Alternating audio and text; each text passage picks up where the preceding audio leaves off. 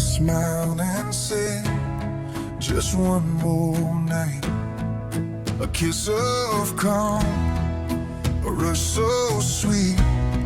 I swore I'd stop, but still repeat. You tasted like free. Stolen Heaven, Secret Hell. Episode 4. Why does it feel so good if it's so wrong? A kiss of calm, a rush so sweet. I swore I'd stop, but still repeat. Let's be honest about something that almost nobody in the church wants to say out loud. It feels good. Not in the way that righteousness feels good, not in the deep, settled, abiding way that peace with God feels good, but in a way that is real, immediate, and convincing. The relief is real. The calm is real. The release from pressure and pain and noise is real. Whatever form your addiction or habitual sin takes, it delivers something in that moment that your body and your mind recognize as relief, as pleasure, as the thing you needed. We do nobody any favors by pretending otherwise. This matters theologically because if we reduce addiction to simple foolishness, as if the person trapped in it simply cannot see that what they are doing is bad for them, we fundamentally misunderstand the nature of the bondage. The power of addiction and habitual sin is not that it is obviously terrible. The power of it is that it is a profoundly convincing lie. It provides something real, a shadow of something genuine, holy, and good, but delivered through a corrupted source that extracts far more than it ever gives. Think about what addiction actually counterfeits. The calm it provides is a shadow of the peace that surpasses understanding that Paul wrote about in Philippians 4:7. The rush and release is a shadow of the joy that Scripture tells us is our strength in Nehemiah 8:10. The sense of belonging or relief that some addictions provide is a shadow of the genuine rest that Jesus promised in Matthew 11:28. Come to me, all you who are weary and burdened, and I will give you rest. Every addiction is reaching for something real through a broken and corrupted channel. The need underneath the addiction is legitimate. The source is the lie. This is why Paul's words in Romans 7 hit so differently when you have lived inside this cycle. He wrote, I do not understand what I do. For what I want to do, I do not do. But what I hate, I do. This is not the confession of someone who doesn't care. This is the cry of someone who cares desperately and keeps failing anyway. This is the voice of a man who knows exactly what he is doing is wrong, who hates it, who wants more than anything to stop, and cannot. Because here is the truth about the cycle that the second line of this lyric captures so precisely. We swore we would stop, and we meant it. Every single time we meant it. The lie told about people in addiction, the cruel and ignorant lie, is that they don't really want to stop. That the promises don't mean anything, that the remorse is performance, that if they really wanted to stop, they would.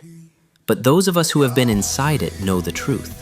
We hated our sin more deeply than anyone watching from the outside ever could. We saw it clearly. We felt the shame of it fully. We made the promise in absolute sincerity. And then the cycle came back around. The pressure built. The craving rose. The voice said, just this once. And somehow, again, we found ourselves in the same place we swore we would never return to. This is called bondage for a reason. The chains are real. The flesh is weak, as Scripture tells us. And the weakness compounds with every failure. Each time the cycle repeats, it leaves behind a residue of shame and self-contempt that makes the next failure feel more inevitable. The enemy uses every fall to whisper that you are beyond help, beyond hope, beyond the reach of grace, that the pattern defines you, that this is simply who you are. That is the deepest lie of all, and it is the one we will spend the rest of this series dismantling. But before we move forward, I want to speak directly to those of you who are not inside the addiction, but beside it. Those of you who love someone who has sworn to stop and repeated again. Those of you who have heard the promise so many times that hope has become harder and harder to hold on to. What you are experiencing is its own kind of suffering. The exhaustion of maintaining belief in someone when the evidence keeps contradicting that belief is real. The grief of watching someone you love disappear into something you cannot reach into and pull them out of is real.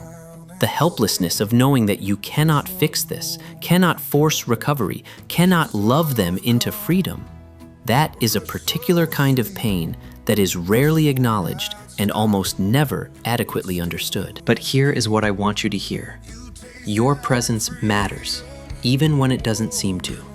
Staying, choosing to remain and love someone through the cycle when you have every reason to walk away, is itself an act of profound grace.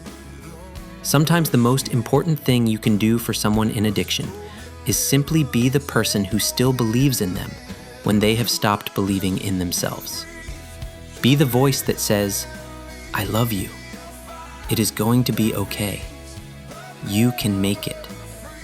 Even when they cannot hear it, even when they cannot receive it yet. Because God never stopped saying those things to us either. Even in our worst moments, even in our most repeated failures. Even when we had sworn for the 100th time and failed for the 100th time. His mercies are new every morning, as Lamentations 3:22-23 tells us.